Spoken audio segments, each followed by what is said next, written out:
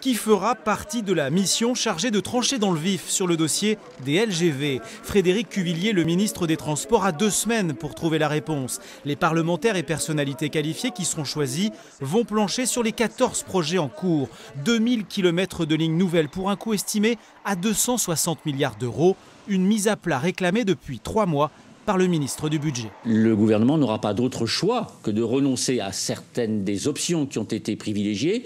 En particulier, on peut se demander si prolonger telle ou telle ligne TGV pour un gain de temps marginal est préférable à l'entretien du réseau secondaire de transport ferroviaire. Directement menacé, le barreau Poitiers-Limoges, lancé dès 2004 par Jean-Pierre Raffarin, alors Premier ministre, confirmé en 2007 lors du Grenelle de l'environnement.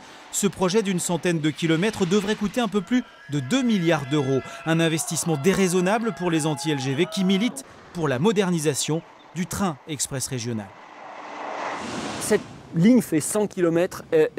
La Cour des comptes a dit qu'il était complètement hors des systèmes d'envisager de faire des lignes TGV en dessous de 200 km. Donc cette ligne-là n'a aucune raison d'être. La création de cette mission est un coup dur pour les partisans de cette LGV, des élus du Limousin et de Poitiers, pour qui ce projet ne peut plus être remis en question.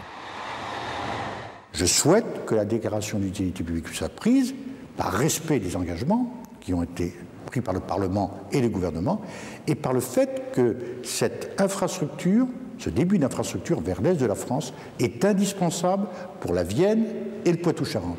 La composition de la mission LGV devrait être dévoilée à la mi-octobre. Elle rendra ses conclusions dans 6 mois.